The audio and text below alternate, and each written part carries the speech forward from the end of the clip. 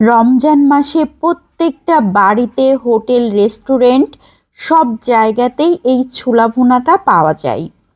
Perfect test অক্ষুণ্ণ রেখে কিভাবে খুব সহজেই এই ছোলা ভুনাটা করা হয় সেই রেসিপিটাই আজকে শেয়ার করছি। প্রথমেই আমি ছোলাগুলোকে ভিজিয়ে রেখেছিলাম 4-5 ঘন্টার জন্য। ছোলাগুলো যখন খুব ভালো মতো ভিজে গিয়েছিল তখন লবণ দিয়ে সিদ্ধ করে নিয়েছি। এখানে সয়াবিন তেল দিয়ে দিয়েছি, তারপর ছোলাগুলোকে দিয়ে দিয়েছি, পেঁয়াজ কুচি দিয়ে দিয়েছি একটু বেশি পরিমাণ, কাঁচামরিচ ফালি দিয়ে দিয়েছি, লবণ হলুদ দিয়ে দিয়েছি। এখন পেস্ট করা মশলা দিয়েছি। এখানে পেঁয়াজ পেস্ট, রসুন পেস্ট, আদা পেস্ট, জিরা পেস্ট, কাঁচামরিচ পেস্ট দিয়ে দিয়েছি।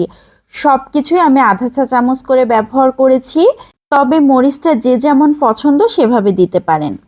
এ পর্যায়ে দিয়ে দিচ্ছি একটা আলু ম্যাশ করে। আলুটাকে আমি ছোলার সাথে সিদ্ধ করে নিয়েছিলাম, সেই আলুটাকে ম্যাশ করে তারপর দিয়ে দিয়েছি। এই আলু ম্যাশটা দিলে কিন্তু গ্রেভিটা অনেক সুন্দর হয়। বাজারে যে ছোলা ভুনাটা কিনতে পাওয়া যায় সেখানে কিন্তু আলুটা দেওয়া হয়, এজন্য গ্রেভিটা খুবই সুন্দর হয়, আঠালো টাইপের হয়, খেতে কিন্তু অনেক ভালো লাগে। মুড়ির সাথে মাখালেও কিন্তু মাখো মাখো একটা ভাব হয়, অনেক টেস্টি হয়। এখন পানি দিয়ে দিয়েছি 1 কাপের মতো।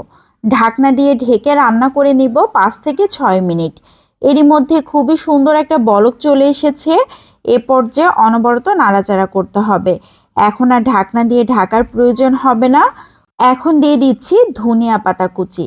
আমি একটু বেশি পরিমাণে ব্যবহার করছি। আমার কাছে মনে হয় ছোলা ভুনাতে ধনিয়া পাতা কুচি না দিলে কেমন জানি একটা খালি খালি লাগে, এই কারণে আমি একটু বেশি পরিমাণে ব্যবহার করেছি। তবে যে যেমন পছন্দ সেভাবে দিয়ে নিতে পারেন। এখন অনবরত নাড়াচাড়া করতে হবে। এভাবে নাড়াচাড়া করতে করতে একটা সময় নিচের পানি একদম শুকিয়ে আসবে, তেল উঠে আসা মতো হয়ে যাবে, তখন বুঝতে হবে আমাদের ছোলা ভুনাটা একদম কমপ্লিট হয়ে গিয়েছে। কেউ চাইলে একটু ঝোলঝোলও রাখতে পারেন।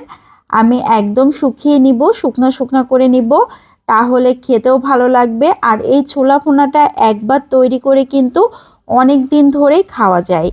রমজান মাসে একদিন তৈরি করে 1 সপ্তাহ ধরে খেতে পারবেন নর্মাল ফ্রিজে রেখে।